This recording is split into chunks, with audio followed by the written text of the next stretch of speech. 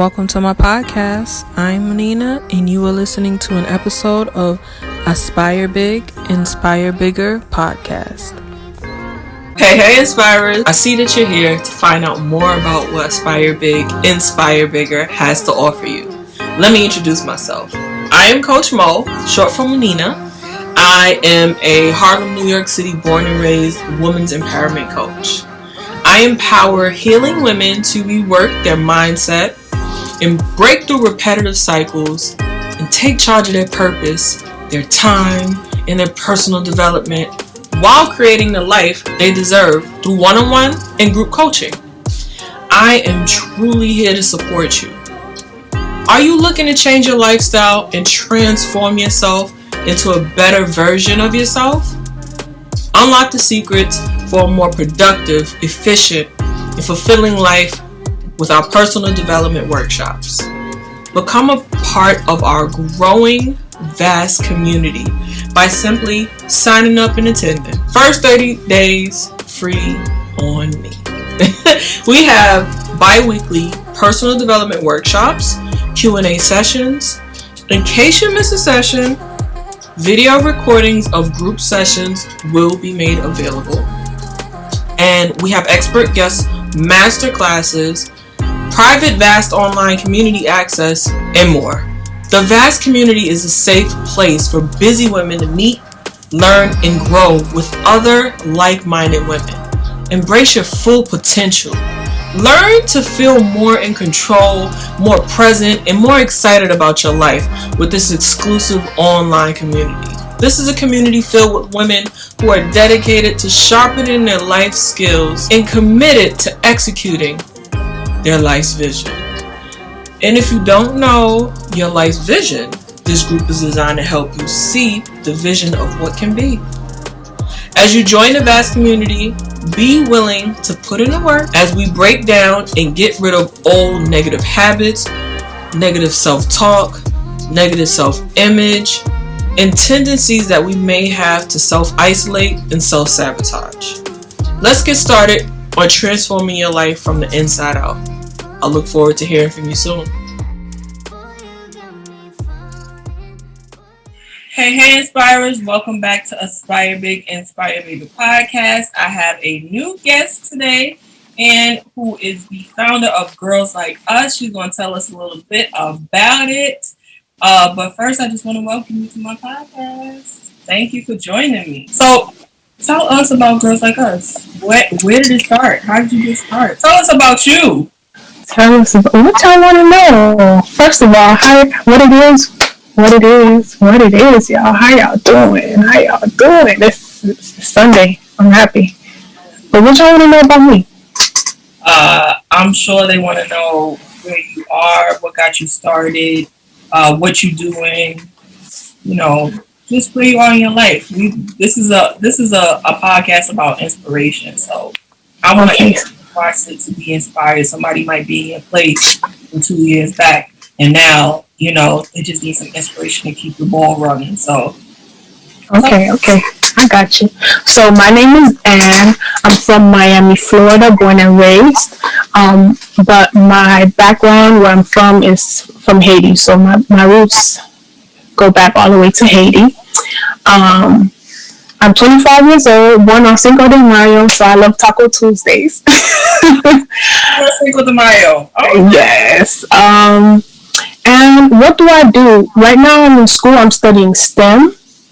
And basically, I'm studying to be a biomedical engineer. When I was in the 9th grade, 8th, transitioning to 9th grade, I wanted to be a chef, culinary. I love food. I love trying different things. I love cooking. And I was supposed to go to this technical school, but things happened, life happened, and I ended up not going. So when I went to my home high school, I got put into the STEM program. I'm like, I don't want to be no astronaut. Like, what I'm going to be doing? Like, who's going to build spaceships? Who's going to the moon? Not I. But I was like, okay, whatever.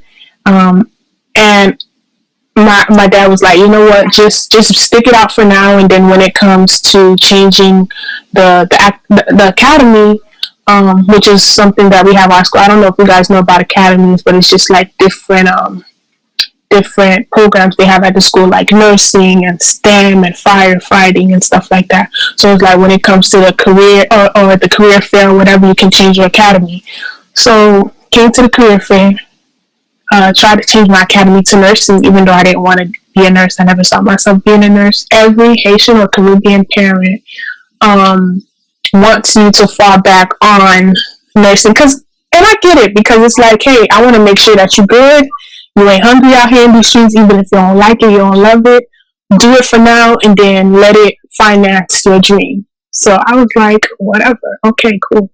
So I didn't even get into the health thing. So I'm stuck in STEM. I was like, all right. So I'm sleeping on my desk on the first day of high school because my teacher was super monotone. He was like that guy from Clear Eyes for Dry Eyes type thing. And he black, and I was like, how does that even work, sir? Like, why are you so monotone? But I was like, I digress. So it's 2 or 3 weeks of sleeping in class. So this new guy comes in, and he's supposed to be our new teacher, and he's shadowing the old teacher. And he's a real STEM guy, engineer and everything. And I'm like, who this big buff guy think he is? Blah, blah, blah, me. So I'm sleeping. I'm like, I don't gotta show no respect. He probably gonna just be like my old teacher. And I'm sleeping on the desk, and he's introducing himself, talking. And I'm just like, and he kicks my desk. And I almost fall off the chair. Big guy, over 6 feet, real buff. He was a bodybuilder. And I'm just like, excuse you? And he was like, I was speaking. And I was like, he one of those. He black at heart. Oh, okay, I got you. So ever since then, I've been up, and the rest was history. He kind of told me, like, what do you want to do? And he really helped me grow my love for STEM, and STEM just grew from there. Like, he was like, what do you want to do? I was like, I want to work in, I don't see myself being a nurse because I don't have the heart for that. I don't like to see people suffer and cry and stuff like that. I don't think I have the stomach either. But if I could find something where I'm working behind the scenes, but I could maybe be in a hospital or something like that, but I'm working behind the scenes, health, but not really health, then I'll do it. He was like, have you ever thought about biomedical engineering? And I was like, no, what is that? And he was like, do a project on it. So that's kind of where that came. So I did a project. I found out about artificial limbs. I found out about prosthetics, and I found out that STEM was still growing. And this was 2013, like my senior year of high school. And I was just like, whoa, this is really a lot. So I was just like, okay, this is what I want to do. Now, let me give y'all a disclaimer. I'm a pretty tall girl. Most of my tall friends don't think I'm that tall, but I'm 5'6.5", 5'7". I think I'm pretty tall. And then when I wear heels, I could be a nice, you feel me? No. I mean, I still feel like I'm tall. My dad is over 6 feet. I'm 5'7", but like, it don't make sense because some friends who's 5'7", I still be feeling a little taller than. So I think right. 5'8". So I don't know if you have the same problem, but I got big feet. And growing up, a girl with big feet wasn't cute. In high school, they was like, girl, what size you wear? Like, they would dog me out. Like, I remember feeling so cute buying my first pair of Timbs. My older brother bought me my first pair of Timbs. Just for me to be like, girl, who you knocking? Girl, I was like, I never wore those shoes again. That's one thing I tell you. My dad wear them shoes to work in the yard. That's how big my feet are, okay? Me and my daddy could wear the same size. So I'm like, it's always hard for me to find comfortable heels to wear or shoes. I gotta say, if it got a wide or whatever, do you guys have it in wide? Do you have it in a half? And because they don't have it, I gotta go up a whole shoe size. So I was like, you know what? If I ever make it out here in these streets, I'm gonna create comfortable heels for girls with big feet. And so last week, I found out that there is a space for me in STEM to do that.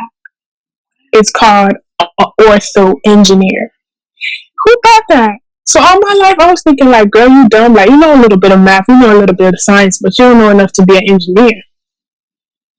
And So I was always beating myself up like, what am I doing? I want to be a biomedical engineer. I don't know how to code. I don't know nothing. Like, what have I been doing my whole life? Like, you know? So now that I know this, and this is the first time I'm sharing this with anybody about this audio engineering stuff. So this is, you know, an exclusive.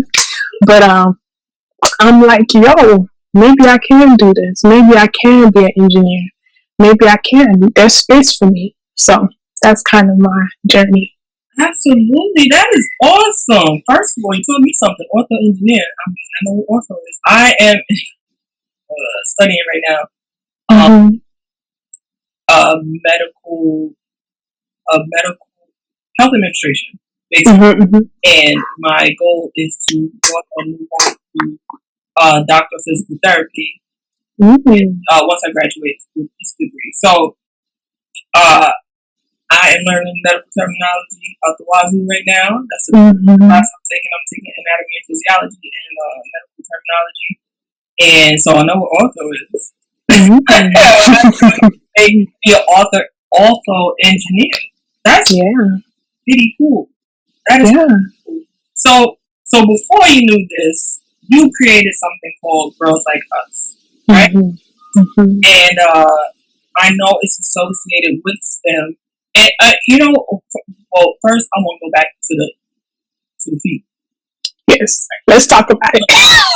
I'm from New York. I'm from Harlem, so you know they wear Timbs all day. Yes, they got the broccolis, they got the chicken and broccoli, they got all kind of different Timbs.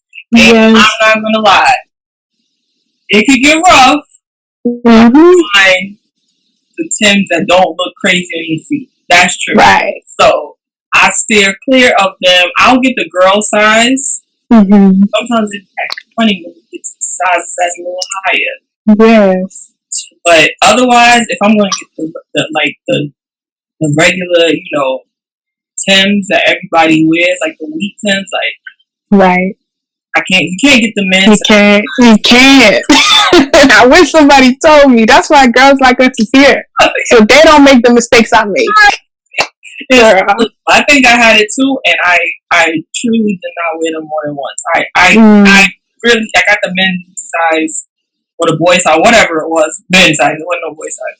It was my first boy size, so it didn't work out either. And it's so funny that you said that because I went to all girls school from 6th grade, even until college. I went to all girls college, and in high school I do remember like foot size mattered. So what's wrong with us? What? It mattered, right? It mattered. It was crazy, but they be like, and then it'd be like some of the girls, they're my size or bigger, and they got baby feet, and I'm like, what are you talking about? So baby feet is okay, but my feet, because I'm grown and I'm growing, and my mama feed me, is a no go. But dudes was really big and girls with small feet in high school, and they still do. They feet was hurting because I know some girls now, and I'm just like, they was flogging. Yeah, they was flogging. They were capping. You know you were a size 9.5, 10. Right. It's like they were suffering. Girls, and they're suffering. You're a liar. You're a liar. Yeah. So yes, for sure. But I just wanted to go back to that because that is so funny. It's so funny how things don't. I graduated in 2002 high school, but it's so funny how things don't change. Some things don't. And I wonder what it is in society that tells us those things. Like, I don't know. And first of all, like, in 2020, these little girls out here is nothing dainty about women anymore. We are not no little 5'2s and little size smaller, extra small. There's nothing dainty about women. And when I say dainty, we're not small and frail. These little girls out here got legs and thighs and everything. Okay, so I don't even know why it's in everybody's head in society to say, if you're shaped a certain way by a certain age, or if your feet are a certain size, it fits your stature, and you're not, dateable or, as attractive. I don't know. Yeah, desirable. Bruh. Like, it's crazy. But it's also good, like, because in hindsight, like, those people that was really giving us a hard time, they be like, damn, what's good? Like, what? Excuse me?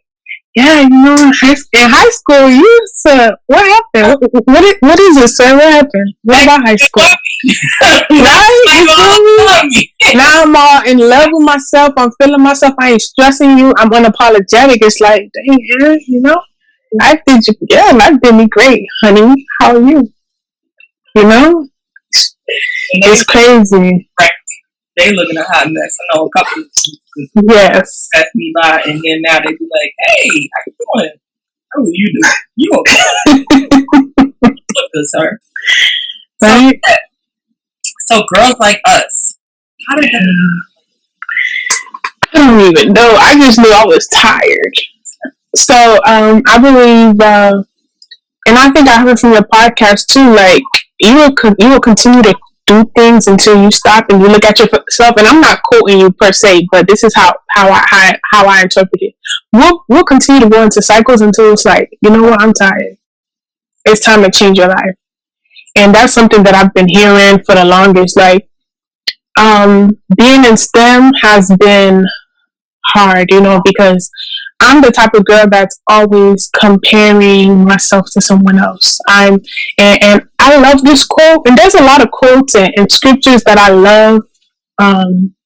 One that says that if you measure a fish by its ability to climb a tree, the fish will always be he will always be lacking because he's a fish. The fish thrives in the water.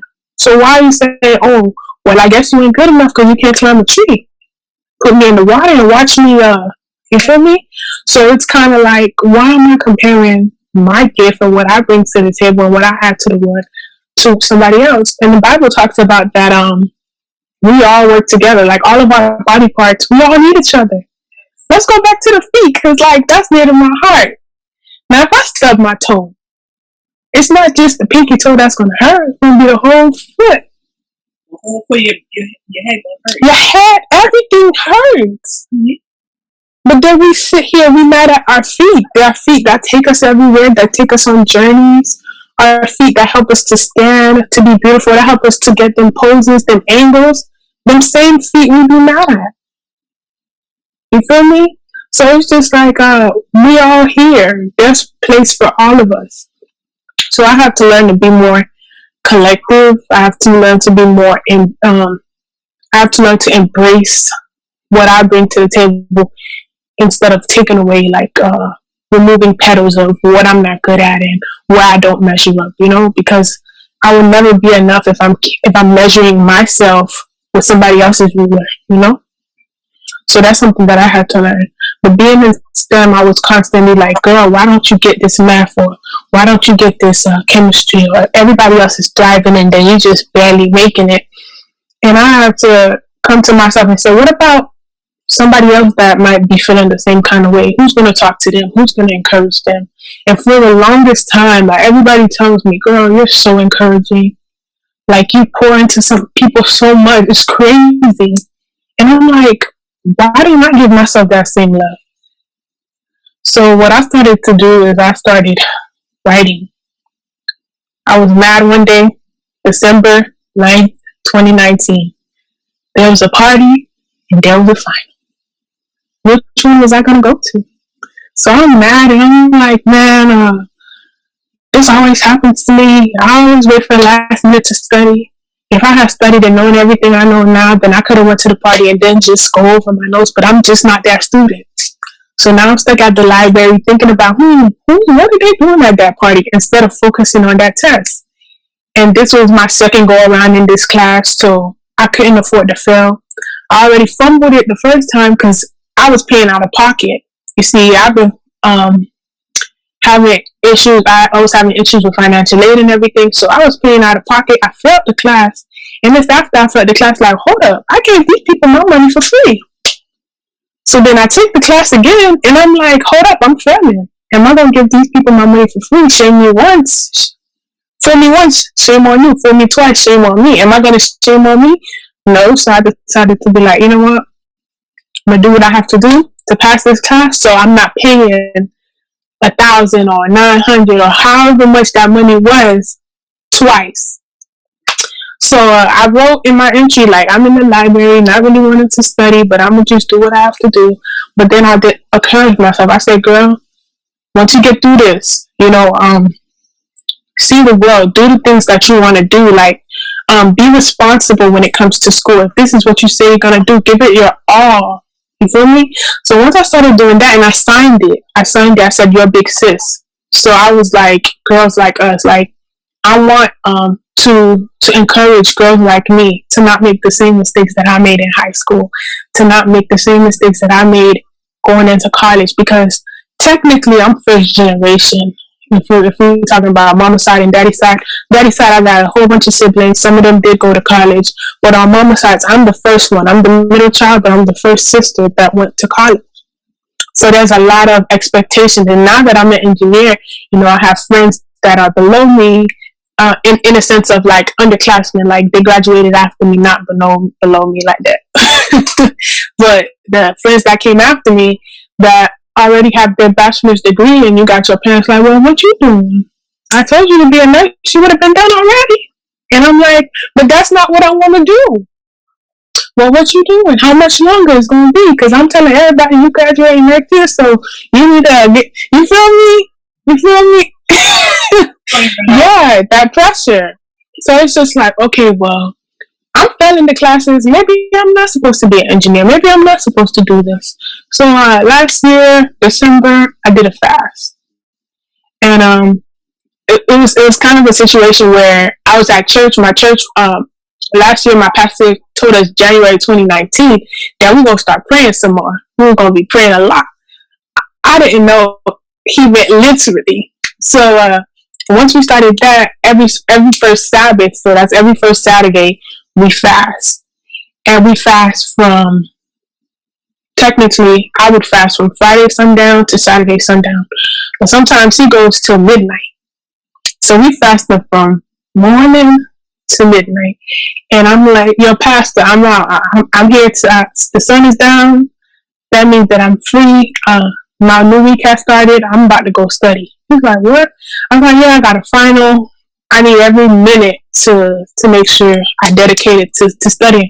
And he was like, what if you paid God back, right? What if you fasted, you continued to stay, and you entrusted God with whatever happens, with this final, with whatever? Because I believe that if you stay and you pray, that God will make up time for you in other areas for when you're studying or whatever. I was like, you know what? I don't really trust you like that, but I'm gonna just go for it. He's like, let me tell you, put me to the test, okay? Put God to the test. He said, put God to the test. He said, I remember being in college, I didn't know anything on the test, but I was like, Jesus. And he was soaring. And I'm like, you know what? I want to experience like that, because I've heard stories where people said they fell asleep on the table. They only wrote their name. They passed the class. I'm like, okay, what kind of... Right. I need that kind of experience. Right? I'm saying, like, they were like, oh, yeah, I just fell asleep. And then the person came and pulled the paper from under me, and I didn't even get to do the exam, but when I got the exam back, I passed. I was like, what the... I was like, all right, God, if you could do that for them, I think you could help me pass. So my pastor said, write 3 things down and be specific. Being specific is important. So he was like, write what you want. And I think those 3 things, I said, I want to pass. If I'm supposed to be a biomedical engineer, I need to pass this class. And it was physics. I know physics ain't a walk in the park for everybody. I give my hats off to all the people that study physics, that master in physics, because that's just a special skill that I don't got. You feel me? So I was like, physics, I need to pass it. If I'm supposed to be a biomedical engineer, I need to get into the program with no problem. If I'm supposed to be a biomedical engineer, then I need to have, I need you to show me, like, in terms of like have a better relationship with myself, with others, with my health, like so mind, body, spirit. So I was doing these things and I was just like, okay, God, I did it. So I go and I take the final. So I was failing the class and my professor told me on the next exam, you have to get a 20 out of 20 to get a C in the class. And then you have to get the maximum on the final. So I took that last exam before the final and I got a 15 out of 20. So I already count myself out. I was like, you know what? It is what it is. I'm going to just fail it again.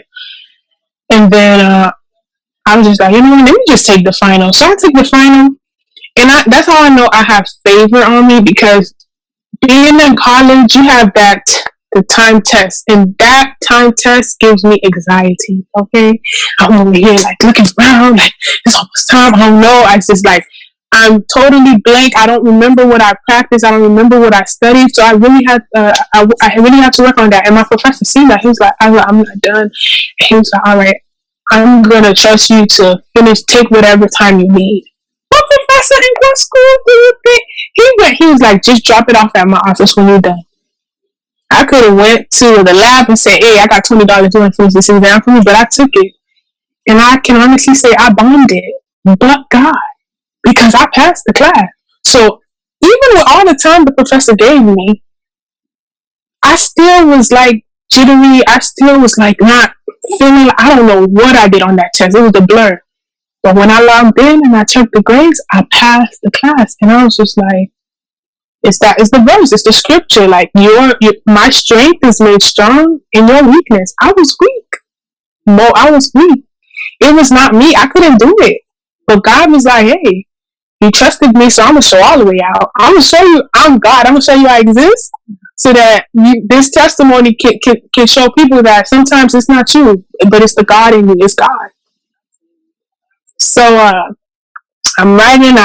So I continue to write, like, because, you know, it was always ups and downs in school, but I was just like, man, with girls like us, I want to create a platform for girls to have self-confidence, to cultivate their self-confidence, for girls to be able to boost their self-esteem, and for girls to know that there is avenues, there are communities, there are people and places here that are dedicated to helping them in their dreams and what they want to accomplish.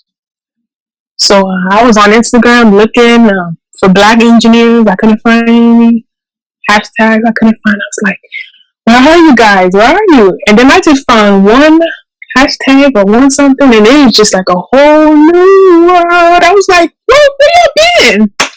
Some of the names that I could drop right now is STEM Noir. I remember during COVID, I went to a conference and they were super dope, just talking to doctors. A whole bunch of doctors. A lot of these young Black women are all doctors. They're studying so many various different things, from like diabetes to Black and cancer. That's another hashtag you can check out. And I'm just like, yo, y'all are dope. And they're from all over the world. Their conference was actually supposed to be in Puerto Rico this year, and I was thinking of going, but because of COVID, you know.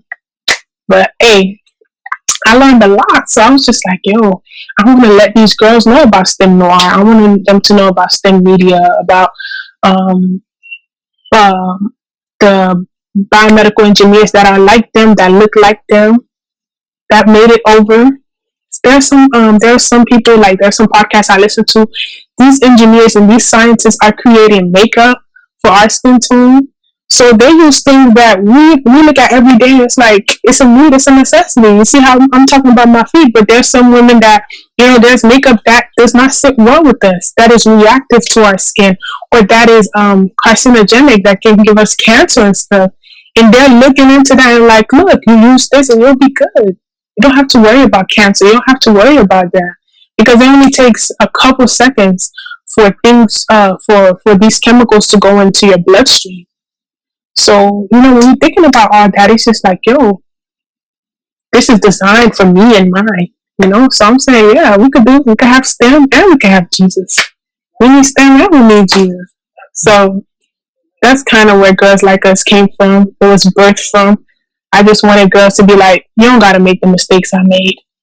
You don't. If you want to learn the hard way, go ahead. But I know some people, they just like to learn like me. I like to learn from other people's mistakes. Oh, she did that? Okay, I ain't gonna do that.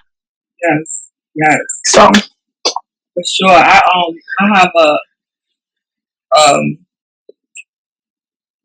for me, school is not my business. Strong suit, yeah.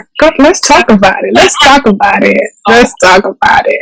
Now that I'm studying and I'm going back and things like that, I am 36 years old. I work full time.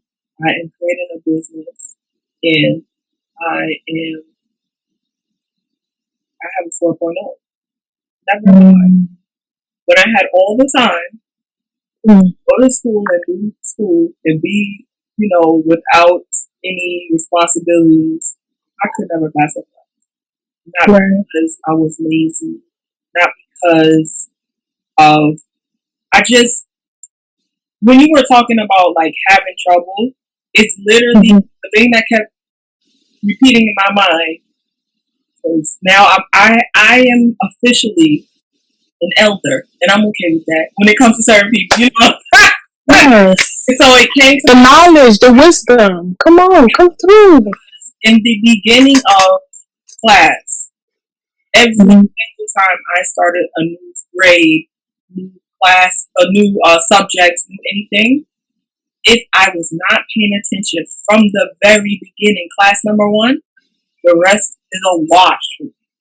So when you was sleeping to the beginning of the class, because he was so boring, and you just like, what is this? That made the foundation for, you missed the beginning of the lesson.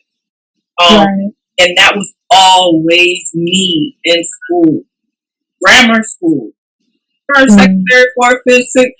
I remember sitting at the table, and my mom used to be like, you know this. You know how to do this. You're just being lazy. And I would sit there for hours.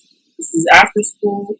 I went to after school. My mom picked me up, come bring me home. And now we're trying to do homework. And she's like, are you kidding me? You know how to do this. Like, I really didn't. Because you know why? In class, I was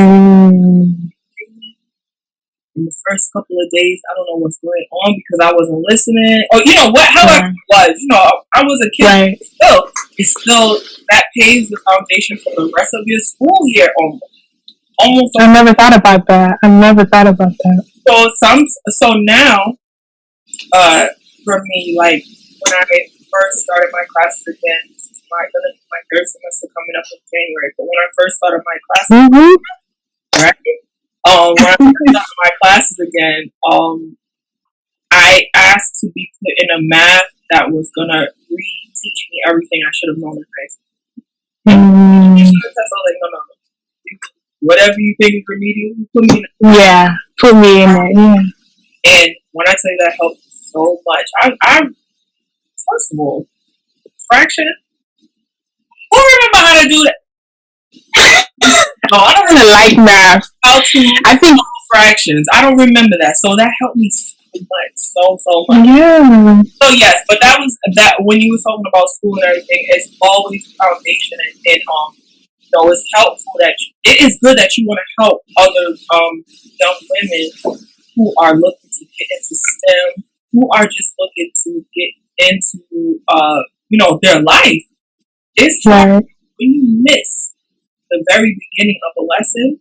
Sometimes the rest of it is lost to you. So, it's good. It's really, really good that you said that part of the story, because anybody who sees that will know if I'm missing something, it's not because I am not capable of knowing this. I missed something in the beginning. All you have to do is go back to the first lesson. Go back to the first lesson and reread it. Literally, if you're talking about a class project or anything, go back to the beginning of the textbook. Read the first chapter. I bet you it's gonna start connecting. Like, I missed that. That's why. Yeah. Come on, girl. That's it right there. And that's how I talk to myself now. Yeah, you can go back and say, what am I missing here? And that's a life lesson too for for all young people. Sometimes you get into a situation like, how did I get here? You have to go back to basics. Where am I? Who am I? Who does God say that I am? Who did He create me? Preacher. You know, but it's true. It's like, why am I here? Okay, I don't know what my purpose is in life. Okay, what does God create us all to do? He created us in His likeness, in His image, and He also breathed life into Adam and gave him all these things to do, and still said it's not good for him to be alone. Okay, so that community is important. What Adam did for Eve is he guided her. He was there long before she, God, it wasn't a day. It wasn't like, he had a bad day. Let me make Eve. No, it was a long time. We don't know the time, Right. It was a long time before God was like, I'll make this right. You know what I'm saying? So, Adam had to show her all the things that he was doing. That's community. That's, giving testimony. That really sharing your testimony with other people really brings you to an understanding of yourself. So the first thing is your purpose. You don't understand why you're here. You're confused about anything. Is to share with others your story. Ask them their story. Be there for other people. Serve. Things, and that's an important thing. You found it in that night when you had to study. And if people was partying, you wrote it down in your journal. Like, who am I? What am I?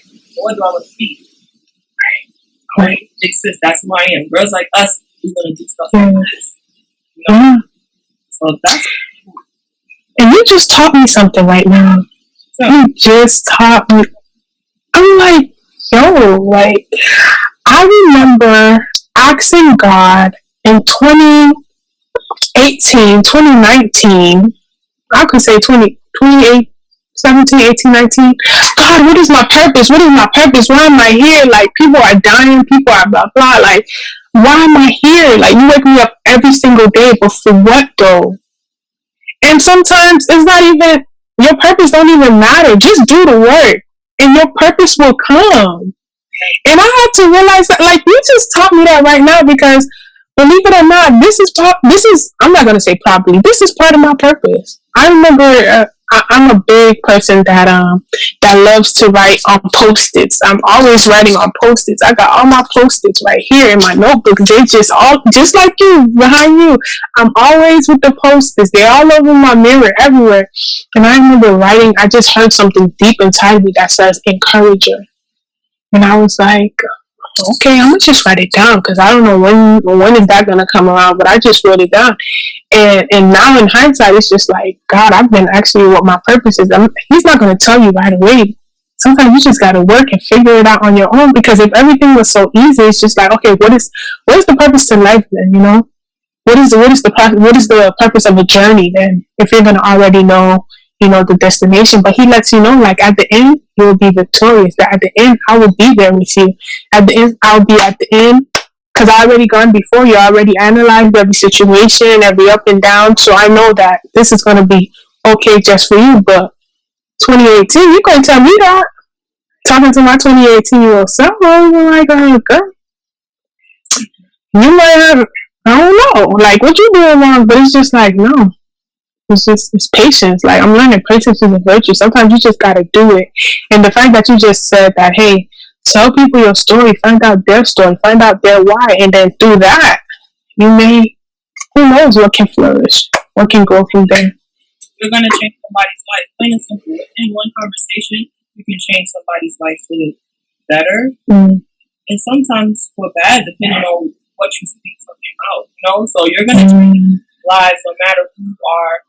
That's all of our purpose, is to be a testament and do that by sharing our testimony. If you feel like you don't have a story, it's impossible. Any little thing. Just like, if nothing happened to you that was tough or anything, even you sharing your story about your shoes and to say, been there too. Or you sharing your story about, any school and how it was tough. Me too. Me too. And now, like I said, if anybody could ever tell me, 4.0, oh, ow! Right. And I don't know how I'm doing it, only by God. Because, yes, I'm doing my work. I'm doing what, the teacher gives me a list and I go through, I do my work. Yes. But I can't lie and say that assignments is due on Saturday because everything is online now. Saturday, 11:59. I can't lie that Saturday morning I'm not doing all my assignments that day.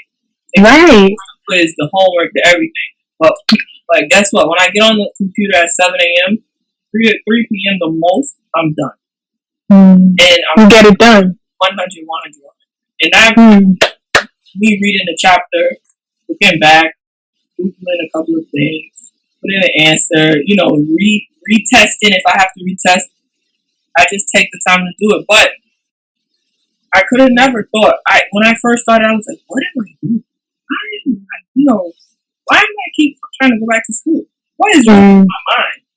Right. Getting to an age like, you don't got a 401k, you don't got this, you don't got trouble. Because now when you start to get close to 40, your body starts changing in ways that it doesn't matter how healthy you think you are, your body is still changing.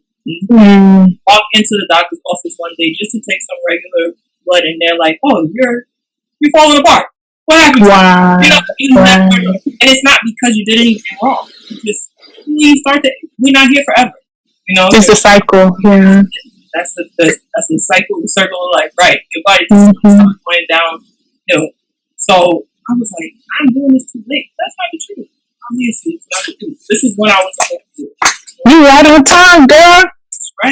That's right. For me, even for me too. Like, I think it was God's plan for us to cross paths. Of course. It was.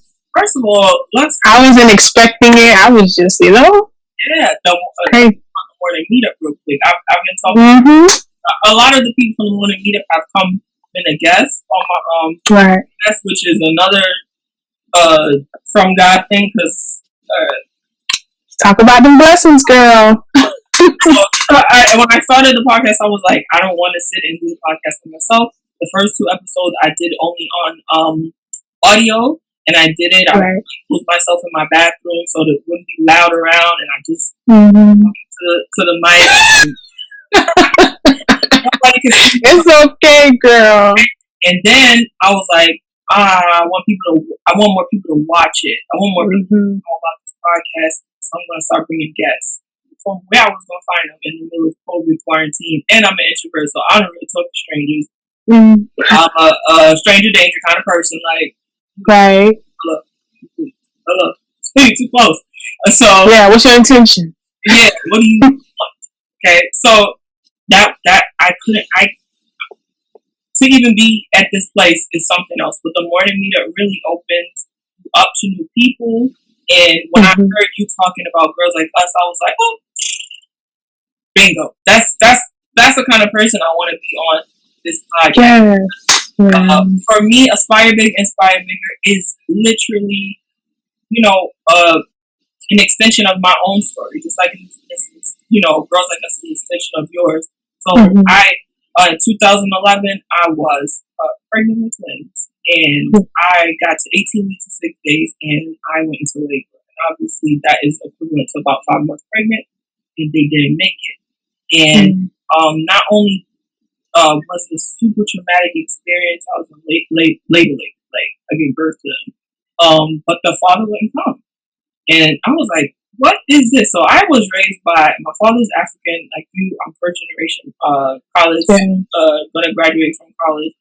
My mom didn't. But she's from Harlem, just like me. My dad is from Africa. And, the motherland. One time for Africa. I love Africa. I've never been, but one day I know God will. I haven't been either, but I tell you, I was raised like a little African girl. I promise. Just like me. Before I went to Haiti in 2015, I never touched Haiti, but I speak Creole fluently, learning French and all that, and I was very immersed in the culture. So because I was a little runt. I was a little, I was terrible. So when I went to pre-K, my dad taught me, my dad's language is dialect of Arabic. So He taught me, and I was speaking it. I was understanding him for a lot of years, but when I went to school, I didn't want to go to school. I didn't want to be away from my mom and my dad. So I went there and I would not speak to them English. Yes. And others used to be like, I thought she doesn't speak English, she cannot be in the school. You know, she has to. I was like, what do you mean she don't speak English? Like, I don't speak no other language. What do you think? How do you think I talk to my child? And they're like, she won't speak English. I can't speak to you in this language no more. He did not. Right. Wow. You are very clever. You are very clever. I used to tell them, get the heck out of here. Like, husband. And they used to be like, what do you want? Husband. Like, get out of here. So bad. So bad. So yes, I'm first generation. And my father, he was like, I don't know what to tell you, but pregnant, not married. On your own. I was 26 at the time, so I was already living on my own for so many years already. Working, all of those things. But it was such a devastating situation, and I said to myself, like, who am I?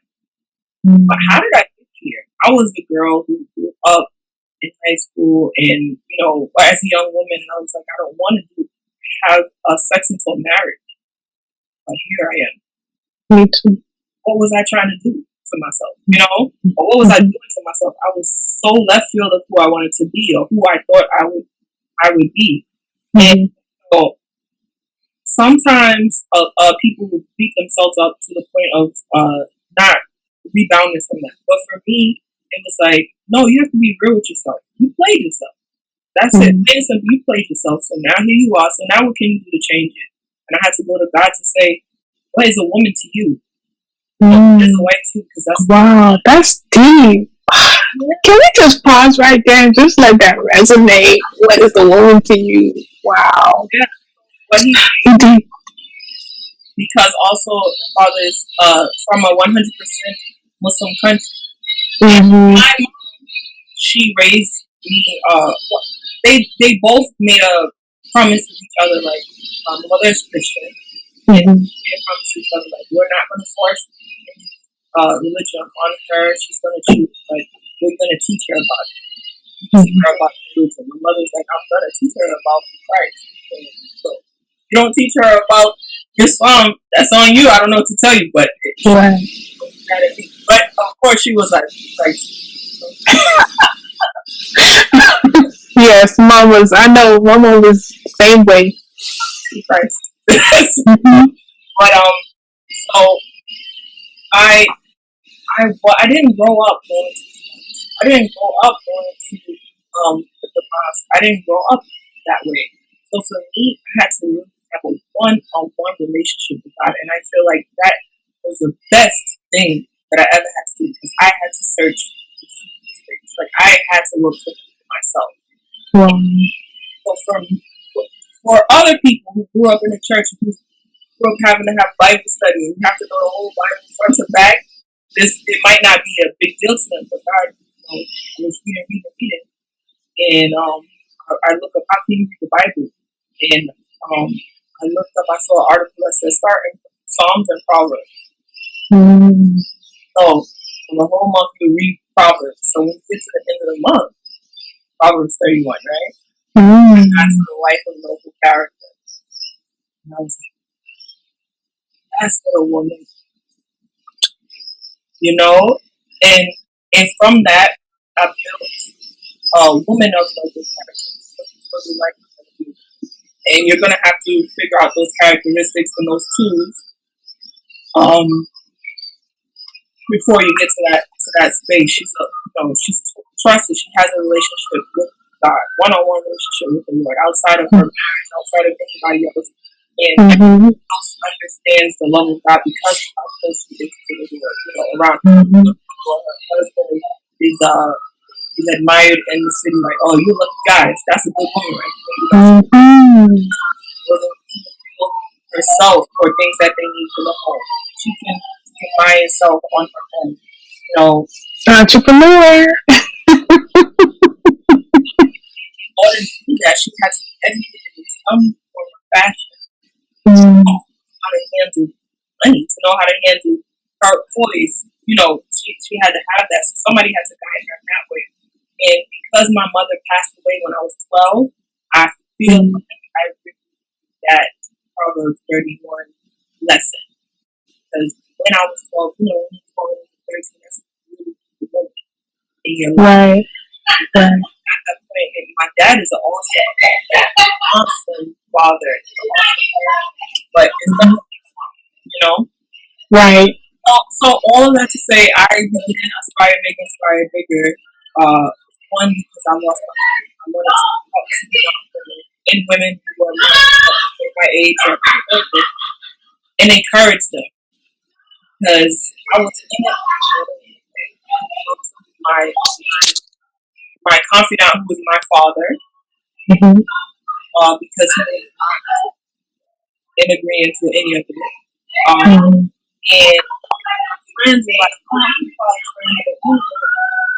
you gonna have more kids. Like, I was pregnant with 2 whole people in the Right. and I talk to them every day. For free. Right. They were mine, so they are not replaceable. So even though that's something that people say, children, I'm 99.9% sure that anyone can hear that. It didn't help for me, Yeah.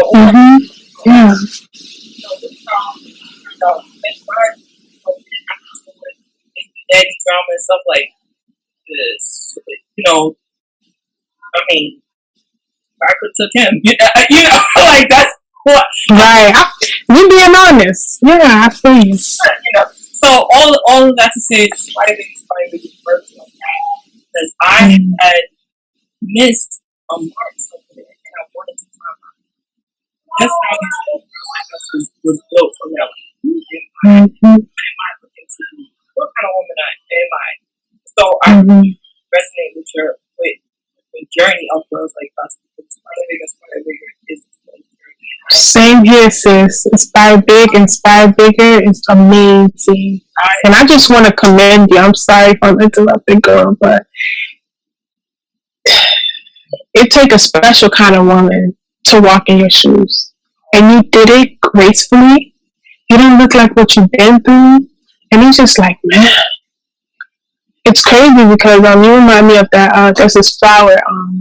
I don't remember the name of it right now, but it's a flower on the side of a volcano. And you know how a volcano, when they have an eruption, right?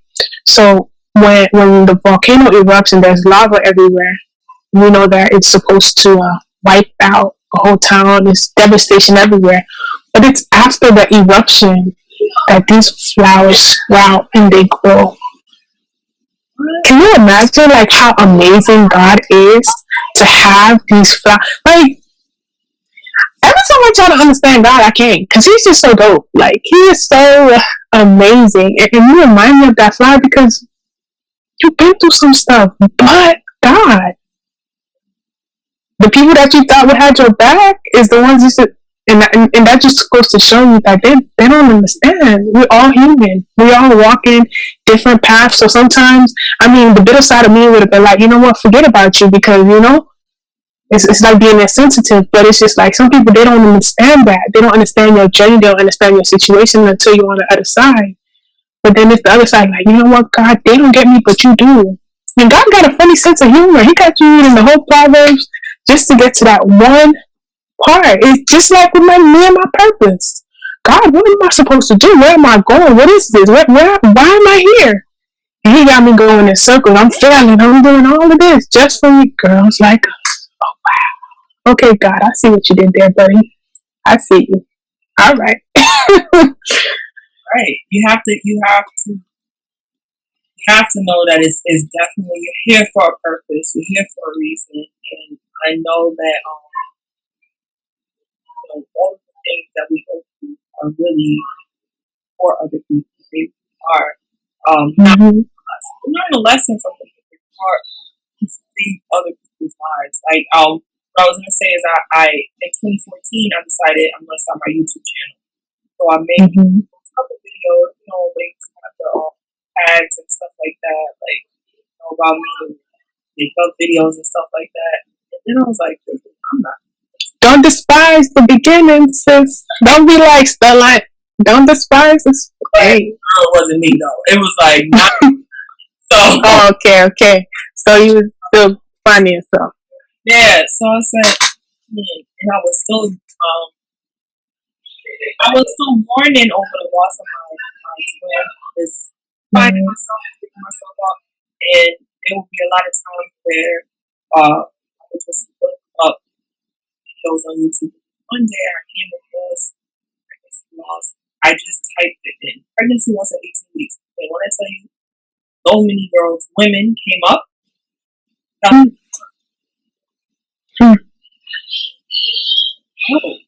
I thought this was so sad. I need to talk about it. People react to it. Like, they just want to get under the rug.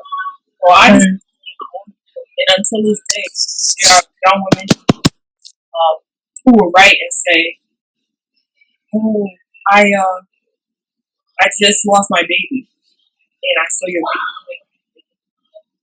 So you never know the impact you're gonna have. But to tell your story, I can say from I've seen it for myself. Telling your story is where it starts. Don't be ashamed of your story because it's your story, and there's nothing to be ashamed of. Because there's so much shame around people that are bringing marriage and all those things. Because that's just not how I was raised. It's not okay in my household. So, a lot of people say that for me in my house. How my father was. That's how I was. So, I know there's so many. I can relate. I have children married to them. Like, so what you mean is you gonna wait to get married to have kids? Like, yeah, why does that sound so crazy to you? But it's just not the same lifestyle. That's whatever. That's fine. But it was a lot of shame. There could be a lot of shame around it. But don't be ashamed of telling the story that people didn't save their life. Put down the gun. Or put down a knife.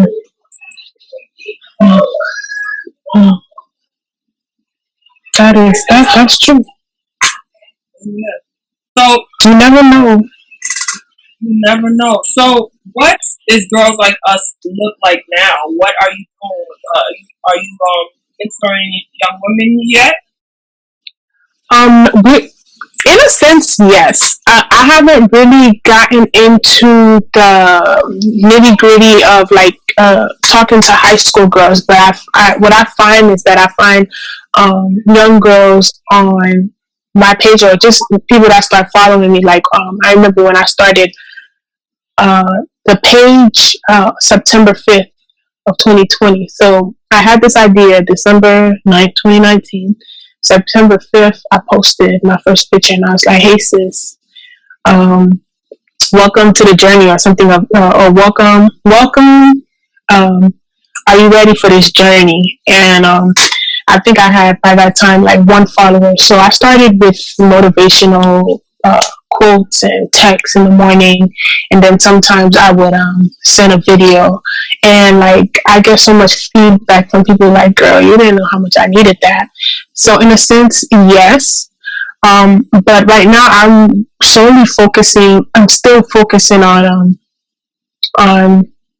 making sure that I'm good. Like I show up as my best self. So one thing I did do, and I extended to the people, my following, is a gratitude challenge.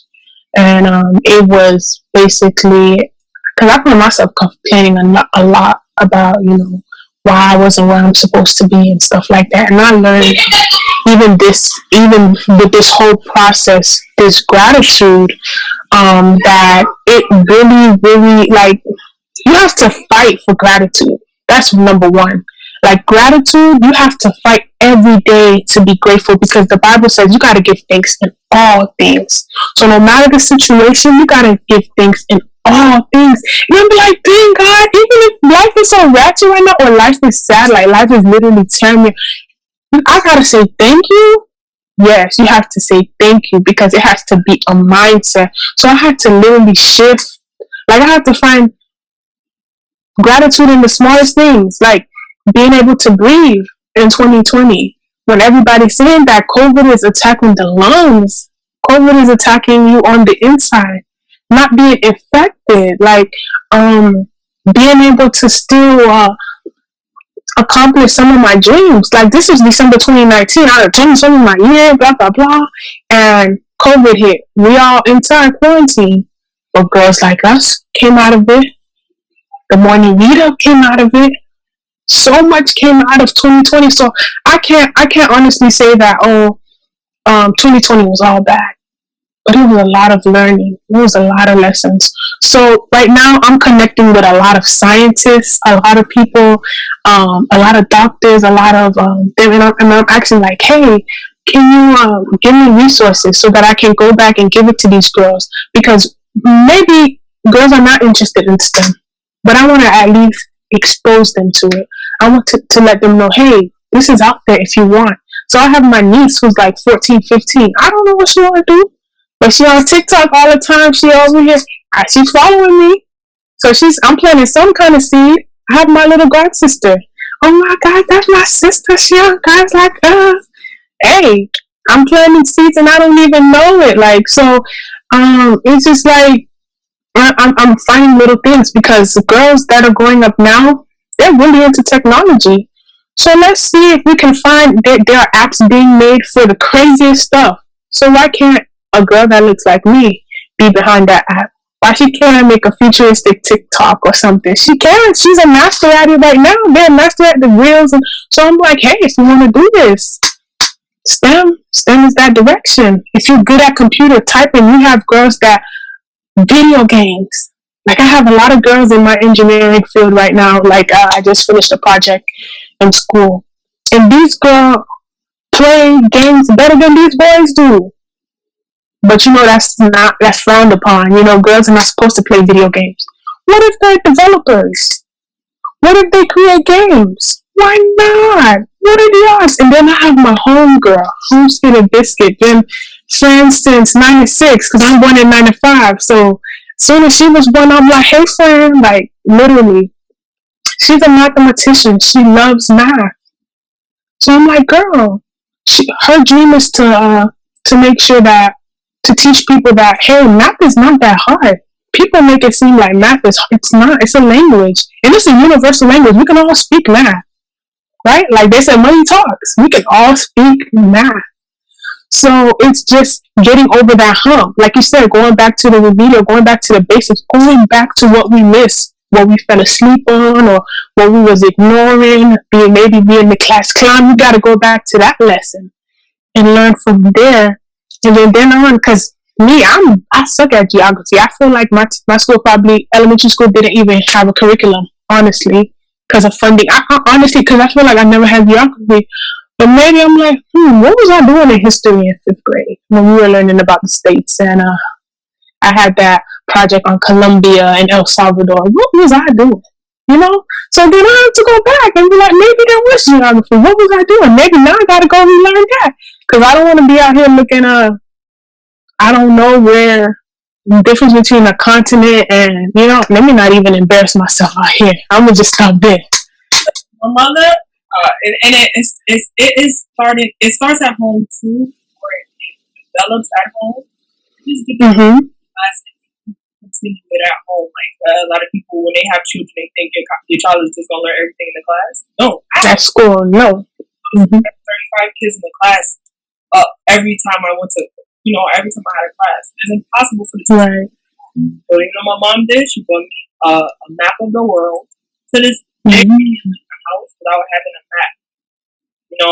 Wow. United States map, one, so we know where we're living and where the states are and all that.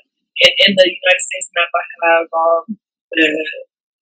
I prefer to have the United States map. It tells you the capital and the bird and the flower of each state or something. That's the right. Map.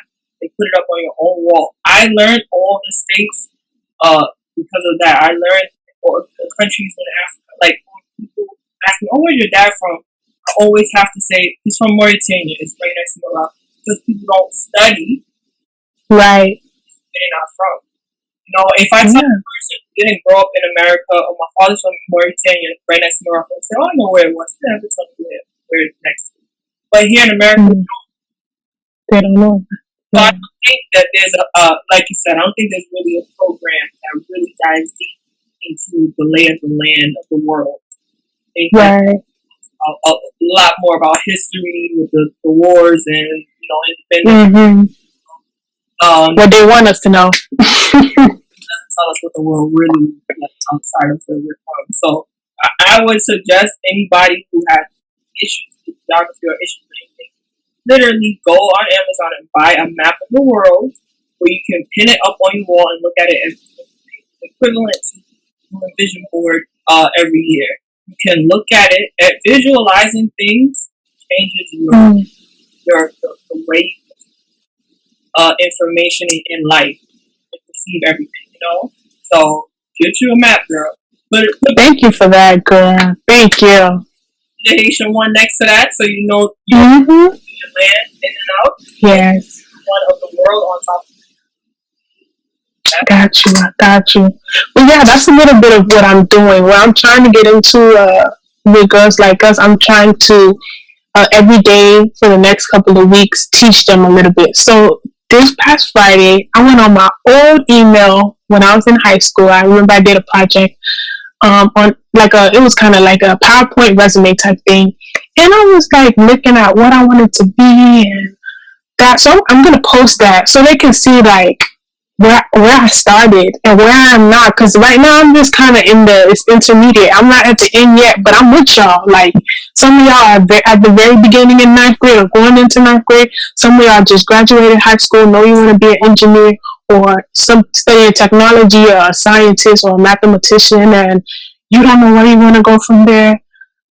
Hey, I was there too. Some of y'all are in college, maybe year 2, about to graduate with your associates, or in university in year 2, and it's like, oh, I got junior and senior year, or maybe you're in your junior year, and it's like, yo, senior project is coming up. I really don't know. Hey, that's why girls like us is here. We're researching, we're looking, we're finding resources and finding things so that you don't have to go through that hustle and bustle. I remember being in high school, having my counselor seeing a girl like me that wanted to be an engineer. And for a long time, I felt like I was dealing with imposter syndrome, because once I said I wanted to be an engineer, everybody's like, here's these scholarships. Like, girls like, we want you to make it. I was like, but I don't know if I could do it for you. I'm just saying it so y'all can, But I was like, I don't know, is this engineering thing for me? Like, I don't know. Like, I'm just saying it because I'm already in the academy and stuff like that. But they got these scholarships and all of that, making sure that I'm doing everything. And then I still fumbled it. I still self-sabotaged. I still didn't apply for all those because I didn't believe in myself. But hey, that's a mistake that I had to grow through so that they don't. So I'm like, if you have counselors, hop on it. It doesn't matter if you don't go to the school, but make sure you at least put your foot out there. You apply for that. You apply for that scholarship, and if you say, "Oh man, my people, they don't even got money to send me over there," you let them know your situation. They might be able to finance your whole schooling, the whole 4 years, if they feel like you're that valuable. So put that first step in. You never know. So that's something that I had to learn. Oh, yeah. And when I look back, I be like, girl, why? But I did it for girls like us. I did it so they don't got to. Yeah, but you have to go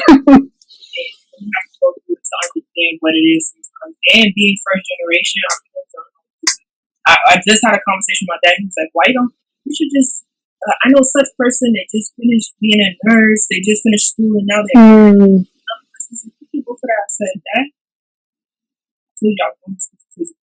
Yeah, I know, but life is easy. I said, man, those are two different things. No, I'm not going to go to school and nurse then to be a nurse. That's a whole different thing. That's what, but right. It's medical field. So, they gotta connect.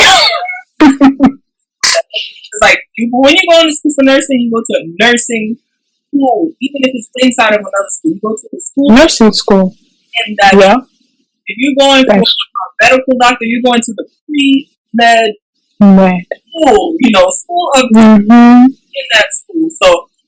So all I say is we're first generation. So our parents couldn't tell us that. You don't know this. Right. They don't know. A lot of times in schools, the counselors and stuff, they'll tell you things, they don't explain it to you because maybe they think you have a point of reference. If you don't have a point of reference, just like what we talked about, you missed the first class. You missed the information that they're telling you in the third class. Like, what is this? Because the first class, you found out why. People is telling you, you need this. You're like, I don't understand why I need it. You need the background of why you need it. But like you said, because when you apply for it, they say, oh, you can't afford to come here. Tell them your situation. They can see your grades and they can see how hard you're working and everything. They're like, oh, you're valuable. We'll let you come. We'll pay for you. You know you're going to do well. You know you're going to make our retention rate go up because you're going to do right.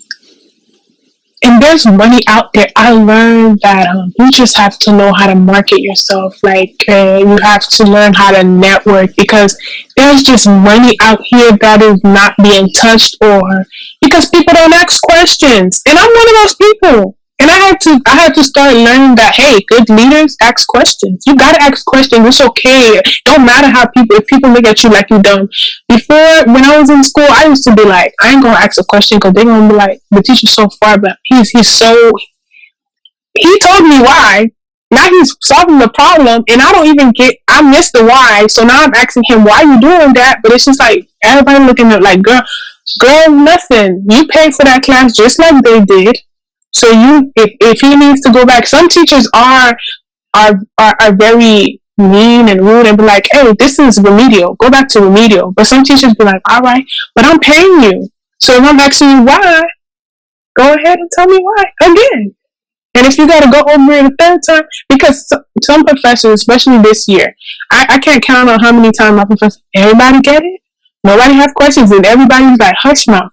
But they don't get it. But when it comes to the day, professor, can you push back the final, or can you push back the exam? Because when I was asking you if you had any questions, everybody was hush mouth. Closed mouths don't get fed. So I had to start speaking up. Professor, I don't get that. Why? As you said, sir.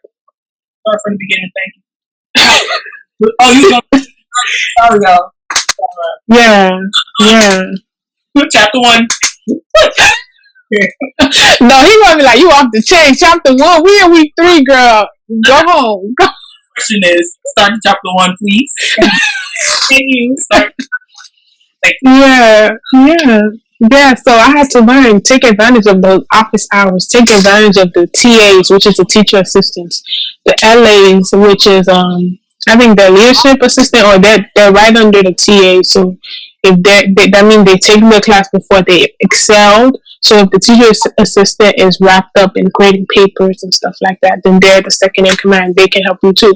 So like, there's so many opportunities out there to help you. You got YouTube University with so many million thousands of videos on how to solve problems. Like, don't sit here and complain and just say, I don't get it. I don't get it is not enough anymore. There's too many resources out here for you to just be like, I don't get it. And I was that girl. But I had to be like, hey, that's not going to cut it anymore. Did you exhaust did you turn over every rock? Did you look? And then, if not, then it's okay. I don't get it. But if you didn't even try and then you just like, I don't get it, I give up. How is that helping you? How is that helping other people?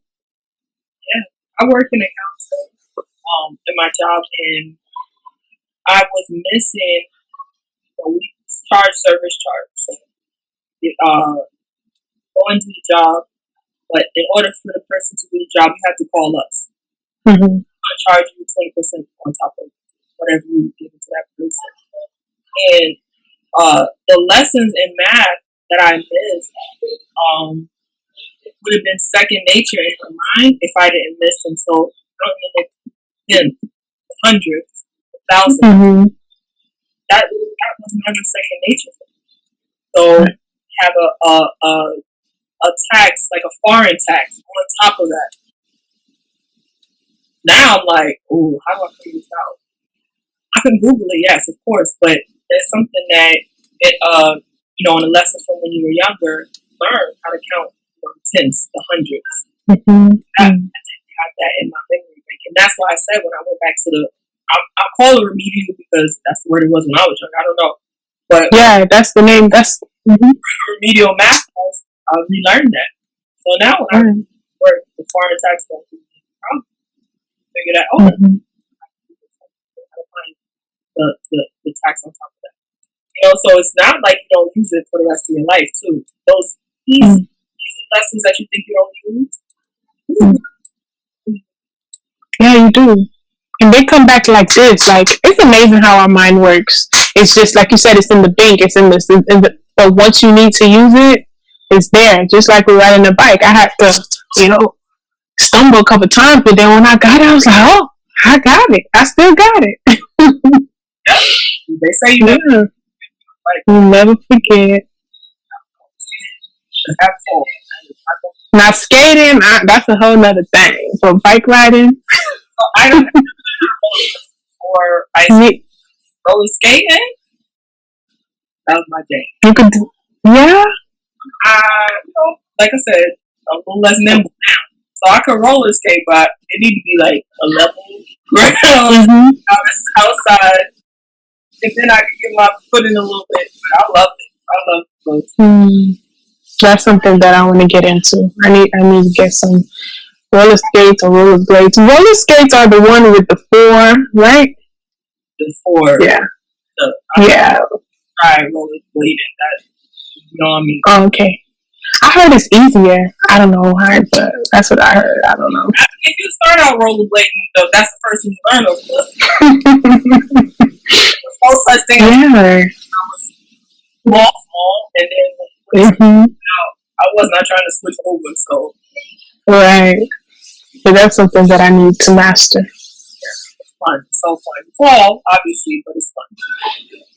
So, we're coming to the last part of podcast. This talk has been so good. We went longer than I used to. Yeah.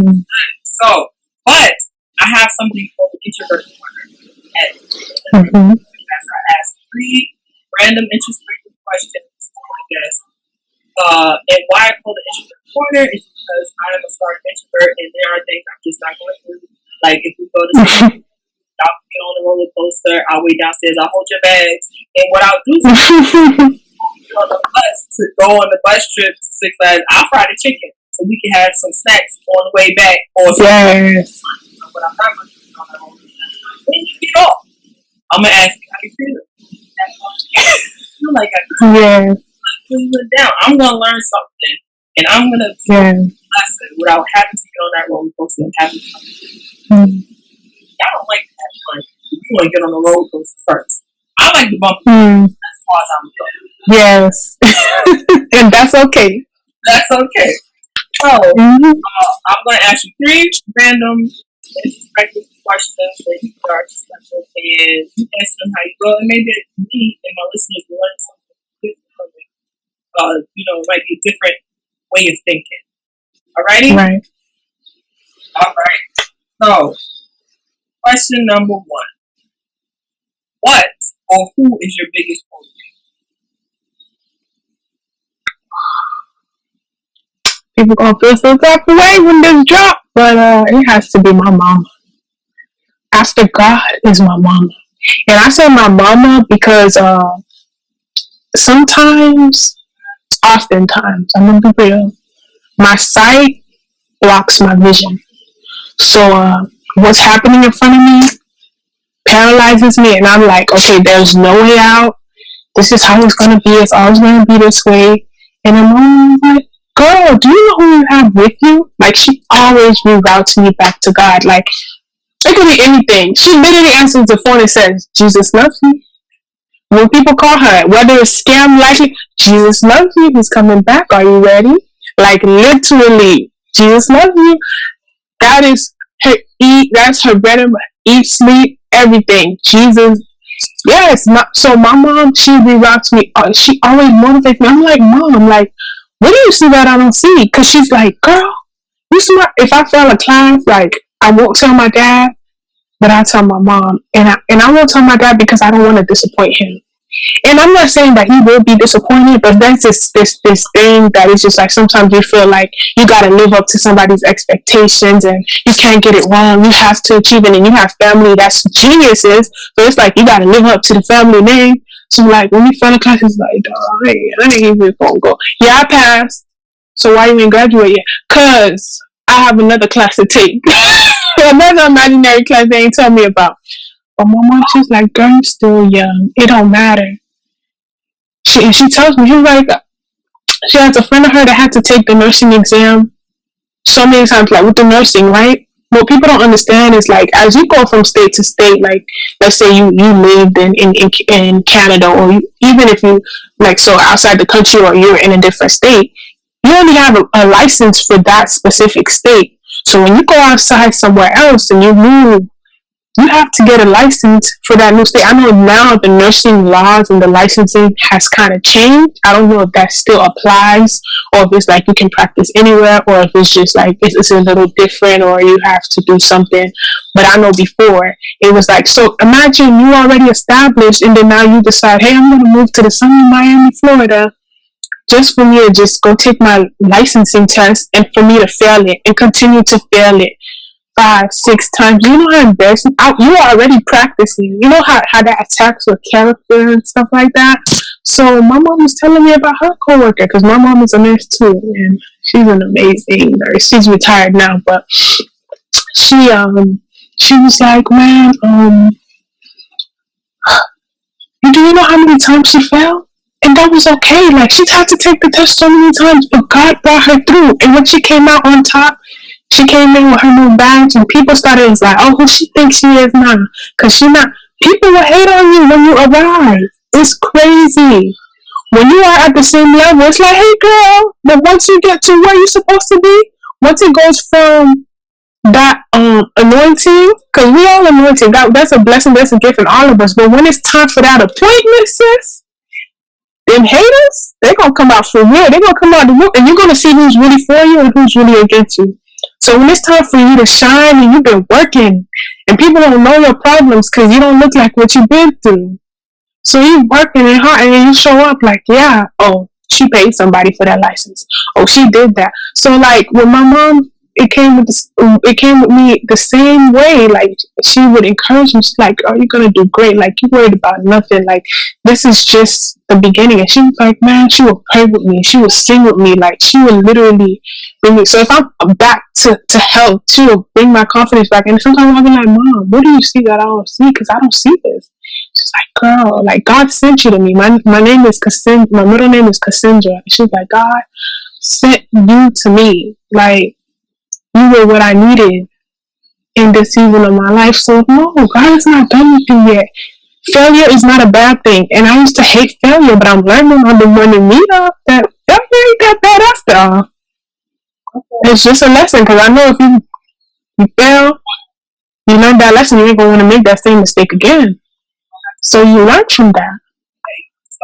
Yeah. Yeah, because you already know what the ground is like. You already know what the trap is and everything. So you walk different now. You cut this way. So yeah, it would have to be my mama. She is my heart. She's my everything. She sees bigger than I can see. So like she redirects me back to the vision, and she redirects me back to the gift giver, like the person that gave the gift, the person that created me for purpose. And sometimes we need that, because it's so hard. We forget so much how much God has brought us through, what He's been through. And that's why I have journals, because I write down things that God has done for me. So when I start feeling like, God, you ain't never do nothing. Oh, I did it. And then I started going through, oh yeah. So now I could praise Him on credit, because I know he's reliable. I know that without a fault, like, even if I don't, it's so dark right now, I don't see it. I know there will be a light at the end of the tunnel. So yeah, that's pretty much what I can say. I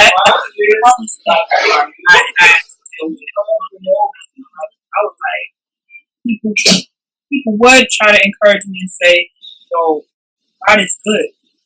Still, God is good." Like, I don't have anything to hold on to. and I was tough for me. I had to really, really reach. I really had to reach, and it wasn't that I did things, but I did have heavy things that, and it was bigger than the good things in my mind. They just, ate me up. So that's a tough thing, but it did. And I like that you said, gratitude, grateful on credit. You gotta think of the good things that can come, that will come. You gotta make them up in your mind and look for why you're going to go on credit. God will pay for it. He's gonna make it happen just because, and because there are people who's supposed to look at the one thing, whether they know it or not. Waking me up, putting breath in my lungs, they don't want to wake up. So that don't feel like it's helping. It's real. That's a real feeling. That's a real emotion. But just think forward. Think forward because he's going to give me a space in my life. He's going to give me peace. He's going to make sure that peace is in my life. I'm grateful for the peace that he's in my life. I'm going to work forward. I'm going to work hard. He's going to give me peace. I'm never going to come so downcast the way I was. That's one good thing to think of. You can't go back. Touch something. That's awesome that you said that. So for me, what and who is my biggest motivator? I'm gonna say something similar. It's like the future, the children I will have. Yeah. Because of my obedience to what God has, and so important. My life is not over, obviously, but their life. They come in this world. I don't want to look back and be like, I know I knew that. I didn't do it. But now they have to where I left off, and that's not fair to me. I would I did what God told me to do. So now they don't have to go back and dig up soil and learn how to plant in other places. Right. That's the biggest motivator my future. That's beautiful. Thank you. Okay, so number 2. What are your best habits? Habits. Can you give me an example? Every day, that is the best thing that you can do for yourself. It opens up space and clarity and all those things for yourself. I would say, I would say writing. Like, no matter what I'm going through, I'm going to write it in my journal. Even if I'm not feeling like it, I'm like, God, I don't feel like it. And I can go back to maybe even high school. Like, I think I'm a little bit of a hoarder. I'm not a minimalist. So I have diaries from high school about, I got a crush on this person, and God, I want you to, and I've seen like my growth. So I think it's amazing because journals help you to see like where I was, what I was going through at that time, and then where I am now. Like in hindsight, like it helps so much. Like the inception of Girls Like Us was literally a rant. I was mad because I couldn't go to this party and I had to study for this test. And it became like, don't be like your girl. Do your homework on time. Make sure you do all those assignments so that you don't have, you can do the bare minimum. Like literally, that's one of my goals. I want my grade to be so high that I need to get a F. Not an F. I need to get a C or a D on the exam to maintain my A. Like there are kids I used to see in my past that's like, they don't gotta do nothing. Like, if you want to do the test, you can. But if you don't want to, you'll still get an A. I want that kind of favor. Like, Lord, what do I gotta do? So I think one of my habits is that I definitely, without a shadow of a doubt, I journal, and I have quiet time with God. Now, my quiet time with God starts at 6:30 in the morning because, girl, I am not a morning person. I remember you mentioned earlier about being 4 o'clock at dawn. That is not my ministry. If I'm up at 4 in the morning, it's probably because God really wants to talk to me, or I'm pulling an all nighter and I'm literally dozing off. I'm up and down. But 6:30, I remember praying because it used to be a struggle, and I have a prayer partner too. We used to pray in the morning, and sometimes it was either my turn to pray or her turn to pray. If it was my turn to pray, I'm on the bed sleeping or whatever, and I'm just talking. I'm talking gibberish like Lord. She's like, huh? I said, Lord. I said. She's like, girl, what are you saying? I'm talking about something totally. That is not. That's how sleepy I was. But God saw my heart and He saw my willingness. Like, yo, she want to meet with me every morning at 6:30. So rain or shine, like even if I'm sleeping, I'm tired. My alarm goes off, and sometimes I wake up before my alarm because I prayed that prayer. I was like, God, I want to wake up at 6:30 in the morning. I want to meet with you. So I set my music. I have a playlist. I have so many different playlists. Like, I'm not African, but I have African worship, praise and worship playlists. I don't understand what they're saying, but music is also universal. So it hits my Negro soul in such a way. I'm just like crying out to God, like, yo, them Africans, they got soul, they can sing. And I always tell my friends, heaven is going to be so lit because of them. They're going to be like, yeah. And I'm going to be right there. The Haitians going to be like, girl, you're not even, I don't care. Actually, yeah, so, yeah, I'm from the motherland. So it originated here anyway. So that's 2 things that I do. And I do them together. So I have my devotion. I pray and I'll talk to God. But mostly I think I talk to God the most in my journals. Like, really. Like, some people can talk out loud and stuff. Like, man, I write it all down. And I think that's better for me. Sometimes I feel like it's even romantic, but not in a different sense. Like, you writing a love letter to God, like he's writing you and he's writing you back, like you writing him. And I remember sometimes when I used to miss my devotions, I imagine having a date with a guy I really like, or God, and him being on time every day. God is there at 6:30 every day, and me standing him up. And that's what gets me out of the bed because I'm like, he's waiting for you. He's waiting to talk to you. Even when it sounds like he's not here, despite what's going on in your life, how crazy life gets, he's waiting on you. He's over there. Go ahead. So sometimes I would change my routine. Sometimes me and God, we do breakfast together, or we do smoothies, or sometimes we just sit in the dark and we just write. The candles are lit and we write and the music is in the background. Sometimes I'm stretching, sometimes I'm working out. But without a doubt, I'm not saying every single day I do devotion, but most of them days, 9 out of 10 or 80% of the time, 6:30, I'm there. And when I'm not, even if I'm at work, I'm working on somebody else's time, I'm in my journal. Hey, don't talk to me. I haven't spoke to God yet. It's not even the coffee.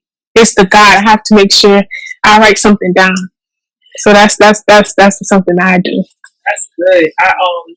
And so I like that you said that too, because for me, I literally wrote a book about it. I just published my ebook, and it's called the V.A.S.T. Congrats. Thank you. It's called the V.A.S.T. Method, and it stands for vision building, accountability, self-care, and time management. And that's my best habits. I wrote down all the things that I've done over the past 10 plus years.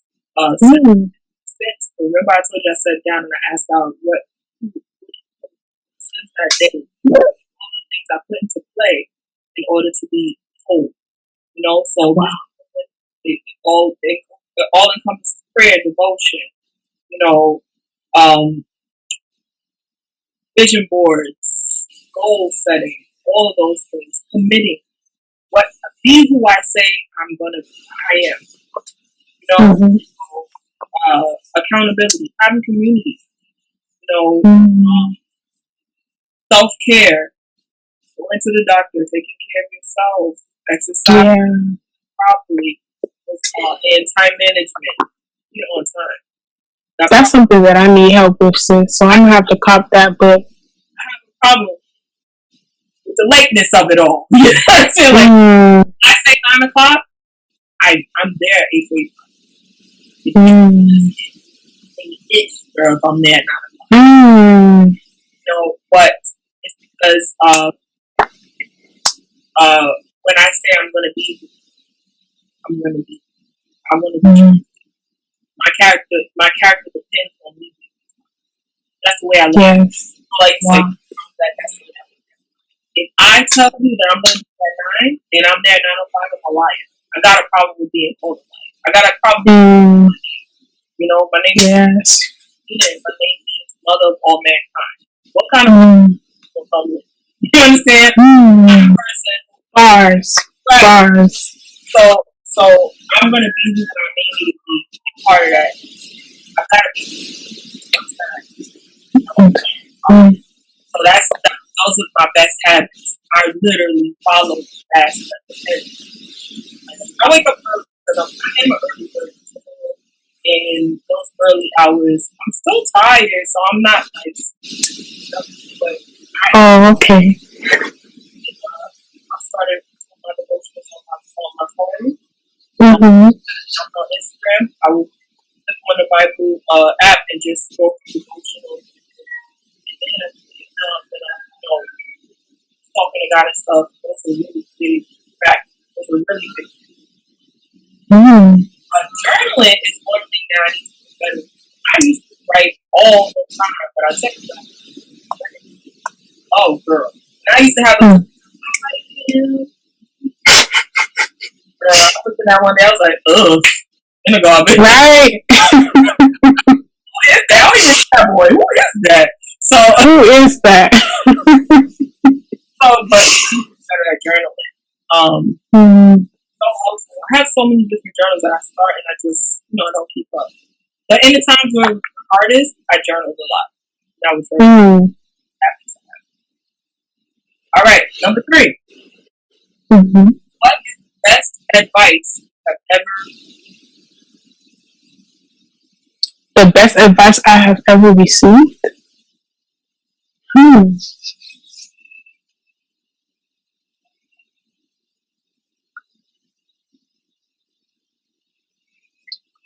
The best advice I have ever received.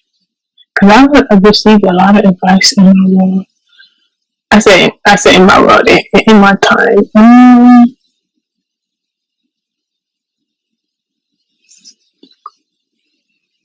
I think I would say 2 things. One thing, I heard my dad pray this prayer one time, and it just kind of changed my outlook on life. He says that, God, hold on to me, because I know if I hold on to you, I'll let go. But I know if you hold on to me, you will never let me go. So that kind of changed. I was like, yo, because I let go every day. If I'm honest, like sometimes it is. If I'm honest, my love with God is conditional. I'm human. Like if God don't come through in the way that I think and the way I expect Him to, I'm gonna be salty. So I have to literally tell myself, God, hold on to me, because I know if I hold on to you, I'm gonna let go. But if you hold on to me, you will never let me go.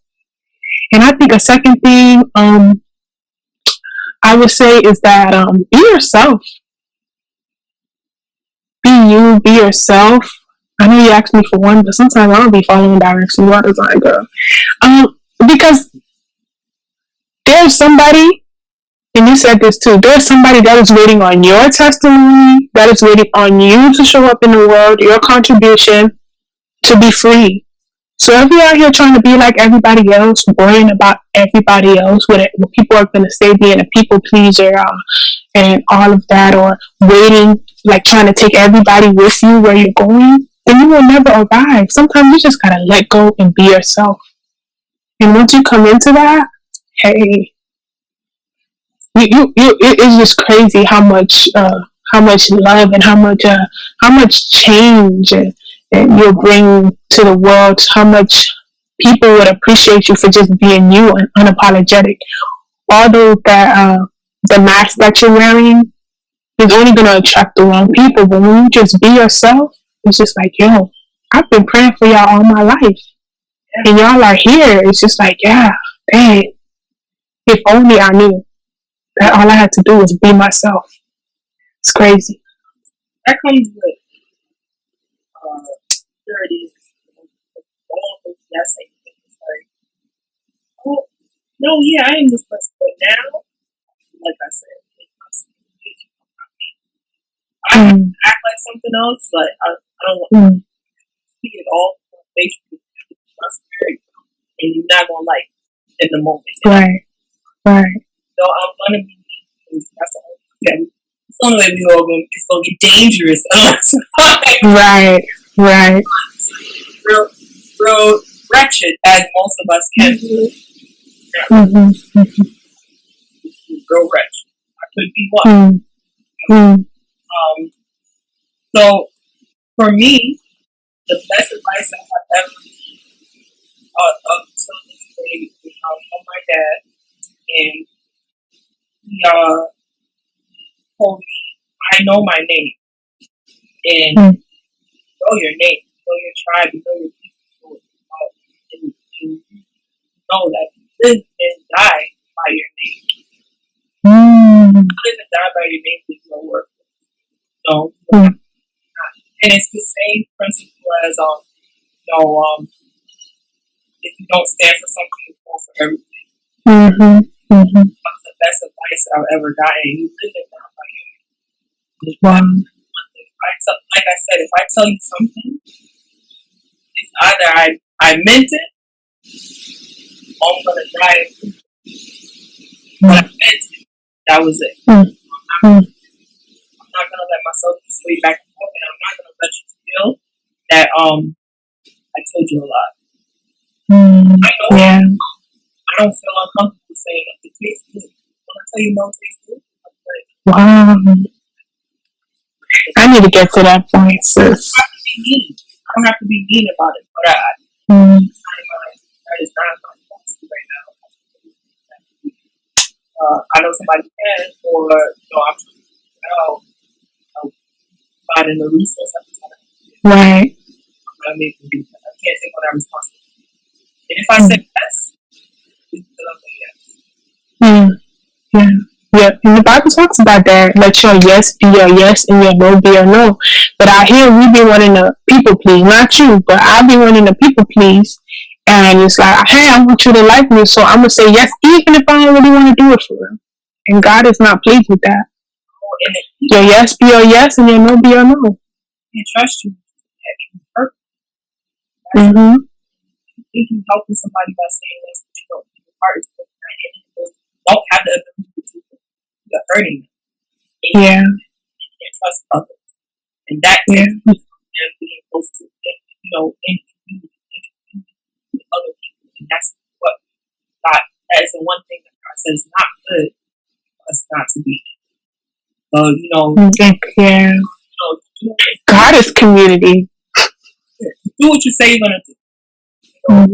That's your ability. Sometimes you overthink by mistake. That's different. And yes, that still affects other people, but you do it over and over again. It diminishes your character. It's not the right thing. So that's why that was the best advice that I've ever had. Live and die. Live and die by your name.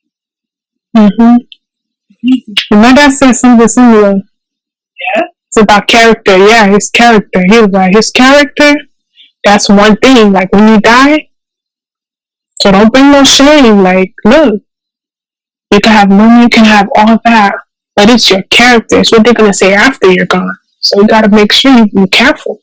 Yeah. And we look at the famous people or whatever, and rich people that love so much.